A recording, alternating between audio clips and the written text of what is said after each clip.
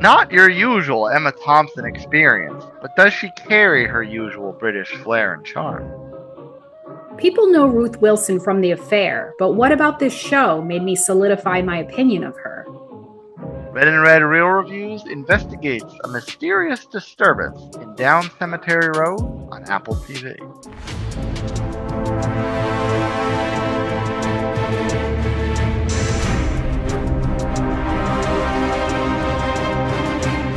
I knew within the first 5 minutes I was going to hate it, but then it was so bad. Ugh. Nobody wants this. Like literally nobody wants this. Internet's gonna get mad at me for this one. There's no fat elf. You know? Duty, which I can't say without laughing. Duty, like I'm English. John B and Sarah are, I mean, I don't want to sound like a loser for saying this, but they're adorable. I'll admit it.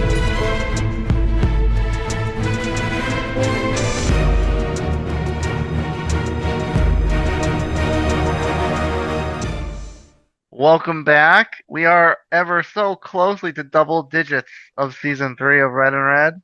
And this one's a little bit of a curveball. We've been on some pretty big, notable releases of late. So we're throwing one at you that's a little bit kind of maybe a diamond in the rough, so to speak. Yeah, it's a little bit of a sleeper hit. You know, if people don't know of this book, which I didn't, they probably wouldn't know about it. Yeah. Before we go into the weeds, let us know what you think of the podcast as a whole, and let us know what shows you think should be on our radar. Email us redandredrealreviews@gmail.com and follow us on Instagram, again in our DMs at redandredrealreviews. That is the letter N and real spelled with 2 E's. And I did not misspeak this time. So we just watched Down Cemetery Road on Apple TV. They finally dropped the plus. Thank goodness. And this is about a woman whose life, I don't know whether she feels like she's lacking fulfillment or excitement. But the show starts off with this explosion, which to me, I saw it and I assumed that it was an attack, that it was a mass casualty event. And it turns out that it was just isolated to a house down the street. Yeah. And that was, I think, wasn't it like 8 to 10 minutes into the first episode? So that was when the explosion happened. So there wasn't that much. I mean, the episode is maybe 55 to 60 minutes long. So it actually kind of started off with a bang, no pun intended. But Yeah. we only got like 8 minutes of like Sarah, who is the main character, this lady's life. Like she's like an art restorer. And I think it has her husband in the beginning a little bit. We meet her husband, Mark, but I mean, there's not very much introduction before just the big explosion happens. Yeah, then they're just throwing a house party, which you think kind of like, oh, nondescript supper party, whatever. Yeah. After this blast, seemingly the lone survivor is this little girl who's friends with their friends' children that they're having supper with, and they want to kind of wish her well, and they want to deliver a card to her in the hospital. So Sarah volunteers to do this, and it winds up being roadblock, and it kind of starts to open Pandora's box and figuring out what's going on with this little girl's situation. So those are kind of the main details. What did you know going into this? Like, what kind of triggered this to be on the pod's radar? I mean, I think Apple TV is killing it lately with their shows. And so the draw for me was, I think, more so the aspect of a mystery, but also like Emma Thompson was probably the biggest name on it. We'll talk a little bit more about her later.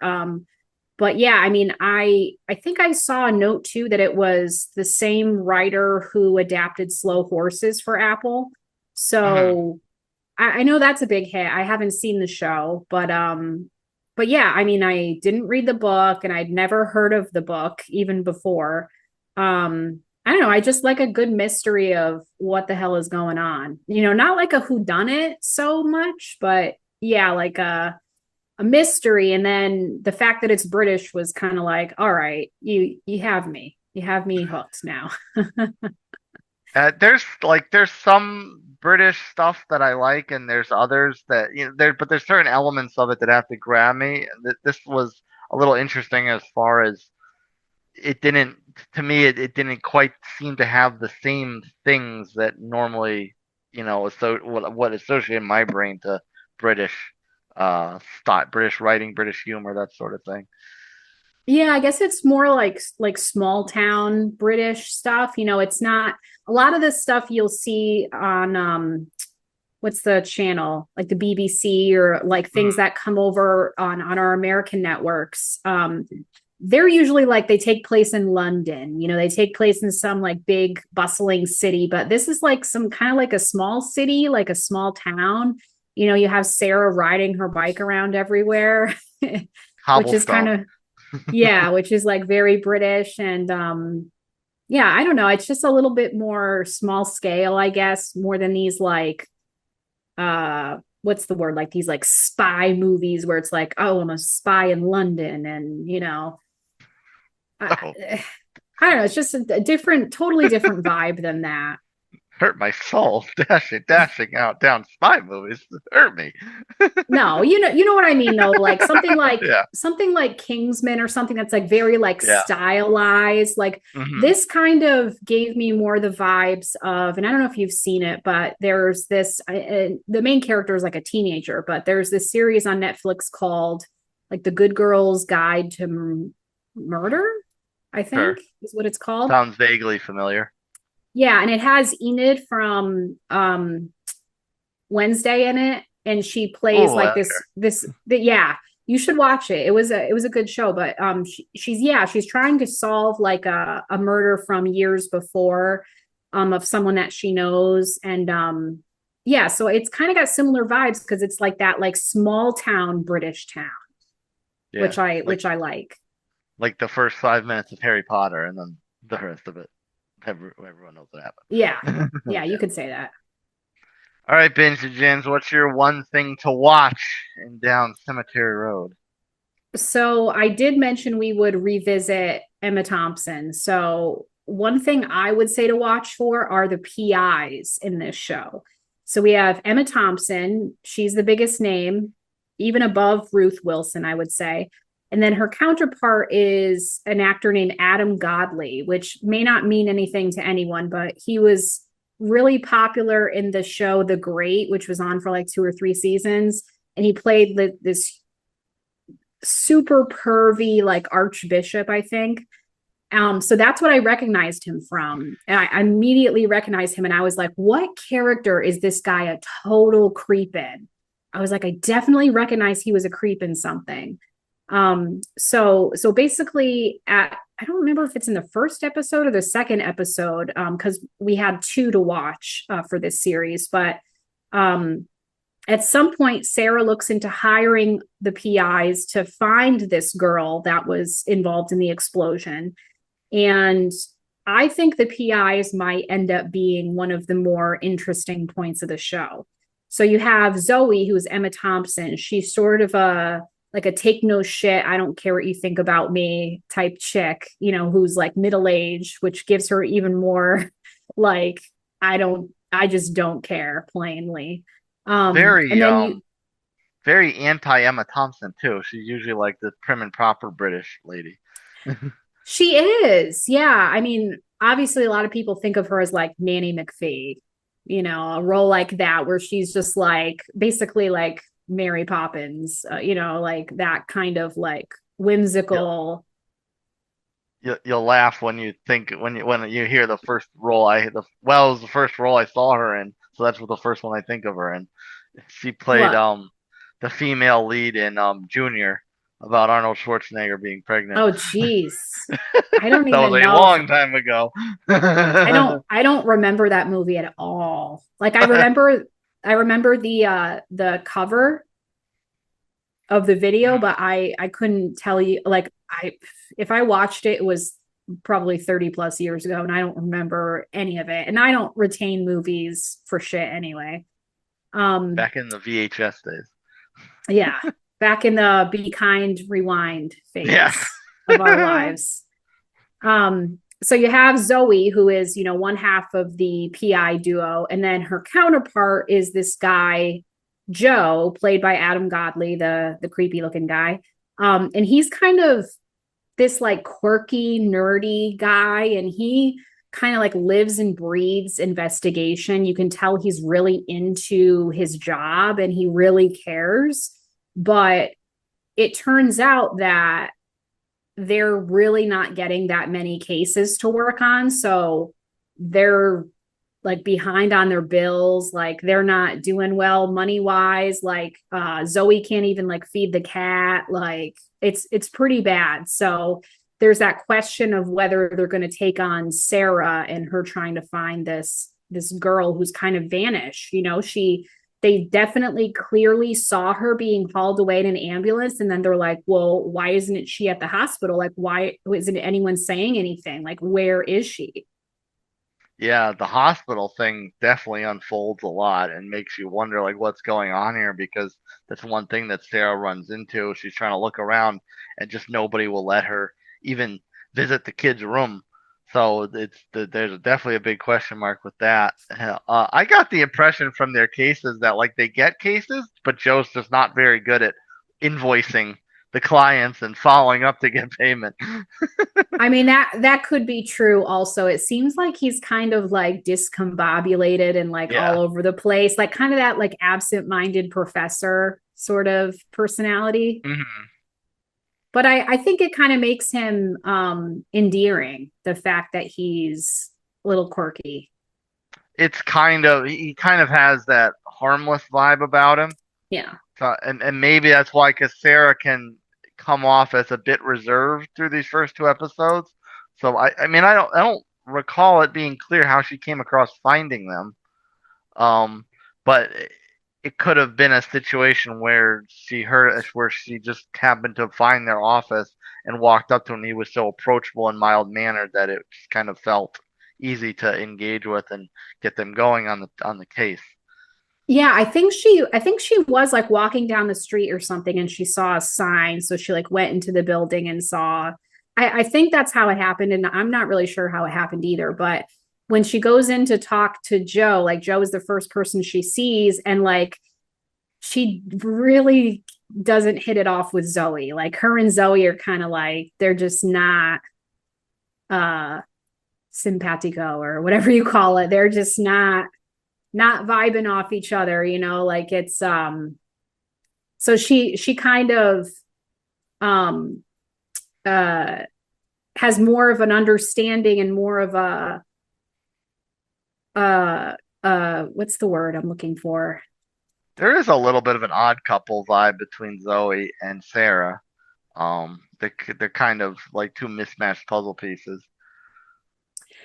Yeah, and I wonder if it's because they're both kind of like independent women, so they kind of like butt heads because of it. Like, and I think Maybe too much alpha in the same soup. yeah, it's like they kind of like instantly repel each other. They're just like, ooh, like they kind of recognize each other. They're Mhm. like, ooh, I'm gonna stay away from you. Like kind of this like standoffish vibe with each other. So oh, kindred spirit, that's the phrase I was looking for. Sarah kind of finds that Joe is like a kindred spirit. He's like easy to talk to. He's like, okay, well, if if we take your case on or whatever, like, well, maybe we can look into this, or where can we start? Or he's kind of like getting thinking about where he can take the case if they agree to take it on. Yeah. Yeah, there's definitely there's a fun little dynamic between the two of them because even the PIs between each other is a little bit of an odd couple. So there's some dynamics there that are fun to follow through the first two episodes. Yeah, yeah, so that's why it's my one thing, because it's a weird situation, and I think we'll see more of that. Like, we see a little bit of it, I think, in the first two episodes, but just kind of unravel that string probably in the next episodes. Yeah. My one thing, I'm gonna focus on some other characters because for me, the thing that intrigues me to follow is how the character, all these tertiary characters seem to be related to how the case of this mysterious girl are unfolding. And Mm. I really need a payoff to be able for the show to really engage with me. Um, this character Hamza, which at one point he's referred to in shorthand by his Ham, but this defense minister that he seems to work for, or the defense minister's cabinet member that he seems to work for or work with, he calls him Malik a lot. And he has this sense of he's a little bit of an operator in the chain of events that led to the explosion, that led to the girl's disappearance. And it doesn't feel necessarily direct, like he's the guy that made it happen, but it feels like he's the one that has to pick up the pieces as far as this event happened, this was not intended, you need to kind of sweep up the debris so nothing traces back to us. So it feels like although Sarah and Malik or Hamza are kind of two ships flying in the night, it it feels like eventually they're just destined they're gonna crash into each other at some point. But that right now they're very operating independently of each other. Yeah, I'm not really sure how that's going to come together. It does kind of seem like I think the defense minister was calling him Malik. Like he wasn't Yeah, calling Malik. I was like Malik. I've never heard, but yeah. the caption said Malik or Malik, how we would say. Mm-hmm. Maybe it's one of those British British pronunciations, pronunciations, yeah. like aluminum or whatever they call it, alumnium. Garage, garage. Yeah. Something it could be one of those differences, but I kind of see him as like a minion of the defense minister. Like he's kind of like a middleman, right? Like he's kind of just the messenger. Like he's kind of Eh, like the defense minister was definitely like talking down to him, like yeah, big. yeah, but yes and no, because like he's talking down to him, but at the same time he's implying that there's people underneath Malik. Yeah, yeah. They're That, definitely giving orders to others, like others below them. There yeah, is like a hierarchy set up. We're just not really sure what this is and what's going yeah. on. There's a couple guys running around that seem like they're the true operators, or I don't know if you put them in the assassin bucket or something like that, but they're kind of the ones out there doing the dirty work, and Malik's this. It feels like the defense minister's cabinet member. I don't know if he's necessarily the defense minister, because I think at one point it feels like he's referencing someone else above him. Um, but it feels like he's just walking around strutting his title a little bit when he's dealing with Malik, because Mm. I get the impression that Malik has some power. He's just not necessarily as bold and upfront with it. Um, but he still answers to that kind of higher calling. Well, probably wasn't the right phrasing for it. No, he does seem a little bit like more meek and I mean that actor I looked it up, it's Adil Akhtar, the one who plays Malik. He's from Sweet Tooth, which is a show that I watched, and he plays this like doctor who kind of has like questions about like ethics and like whether he should do certain things. And he was in 20 episodes of Sweet Tooth, so that's where I recognize him from. But yeah, I mean, he definitely has a softer side, but it looks like he has the ability to orchestrate some very bad things. It bothered me that I couldn't, like, I recognized his face, but it bothered me that I'm looking through his filmography. I didn't even see Sweet Tooth in there. But the ones that stuck out to me were The Big Sick and Black Doves, but both of which I know about, neither of which I saw. So I'm like, why do I know this guy's face? Oh, He can't just be like he I can't saw just be Black like Doves. generic Indian man, He can't just be like generic Indian man. So it's why do I know this guy from? Yeah, he has a face where you're like, I know that guy. Yeah, Hmm. and I did see Black Doves for the record, but I couldn't. I mean, I remember it had Keira Knightley. I don't really remember like him in it. So, I mean, obviously, the only reason I remember Sweet Tooth is because it was 20 episodes. Like, that's a pretty large chunk. It's not like he made an appearance in 2 episodes, you know? Yeah. Yeah, so I mean, to me, like that's my thing to watch because I feel like he has a significant effect on this, even though it's not completely known at this time what that is.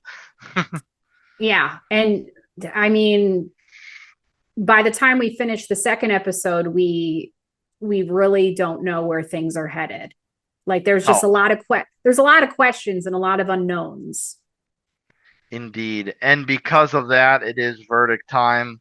So, what's your kind of take on should people invest some time in watching Down Cemetery Road?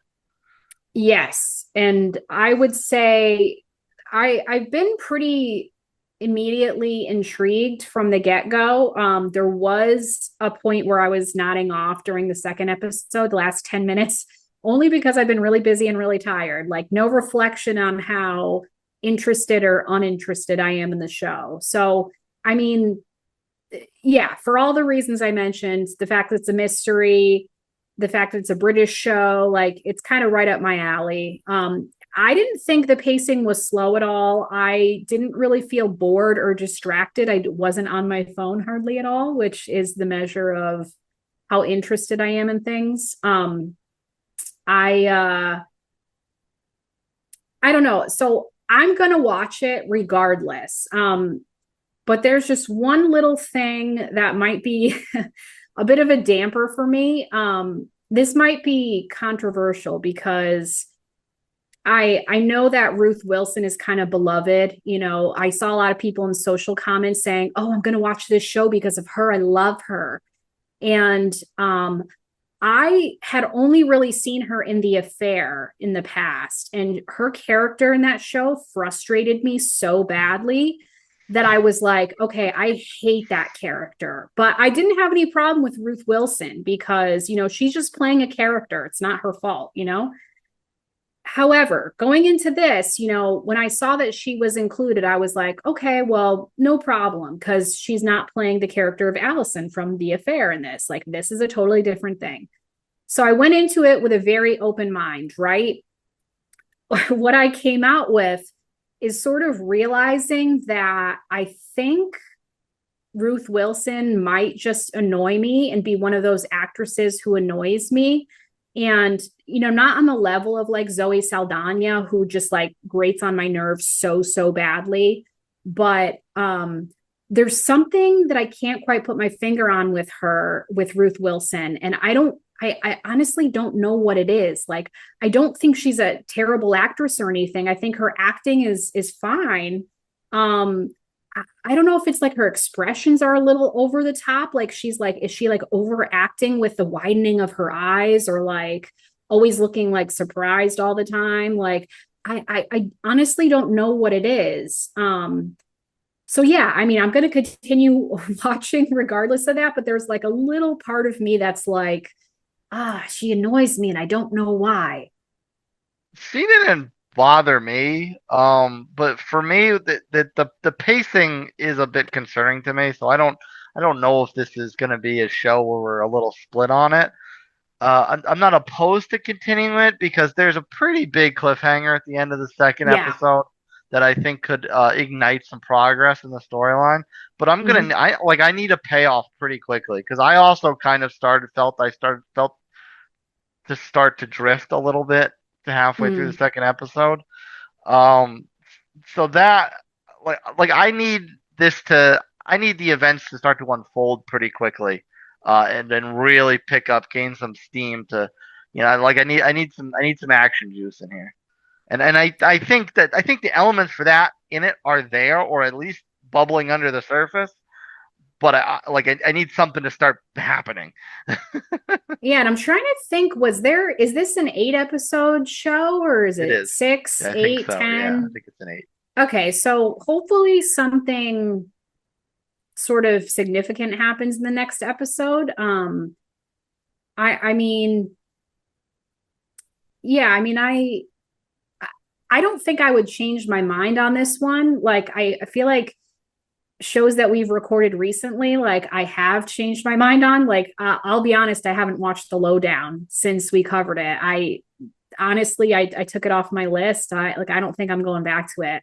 The fact that I went weeks and weeks without wanting to watch it told me, like, I was honest with myself, like, okay, you're not going to watch this. You're not going to I give it a think that, shot. but that also could just be busy life because there's a lot I haven't been able to go back to it just because I've been busy. Oh, but I've been devouring like Last Frontier. I've been kind of like waiting for every episode of every show that we've covered so far, except for that one. So I was like, okay, that's told me, like, I said I was gonna give it a chance, but now I'm kind of like, nah. Well, hopefully you give us a chance and you're not mad on what we talk about. If you enjoy our show, please give us a 5-star review. Let us know what you think of each episode. And please remember, do not forget, hit follow, hit subscribe, regardless of the platform you're watching on, so you know when new episodes drop. We are at the mercy of when shows debut. All right, up next, we got another mini-series. We're back on our Peacock game. And another about a mother whose kid goes missing. Seems to be a little bit of a trend we're on right now. But holy crap, the names in this thing. Sarah Snook of Succession fame, Dakota Fanning, Jake Lacey, who's a routine face in the shows we cover, and our pal Abby Elliott from The Bear. So it's called All Her Fault, and Peacock's dropping 4 episodes at once. So half the series, I think it's only 8 episodes, so half the series right off the bat. So check that out. See, we should get a decent impression of it from that, don't you think? I'm excited about 4 episodes. Like, I don't understand the reason for these streamers, like, just randomly being like, okay, we're going to release 2 episodes of this show. Okay, now this show we're just going to do 1. Okay, this show we're going to do 4. Like, I don't understand the differences in that, but I'm not mad at 4. That's pretty cool. No, I'm not either. A good chunk to really dig our teeth into. Yeah. So until that next real review, Red and Red are signing out.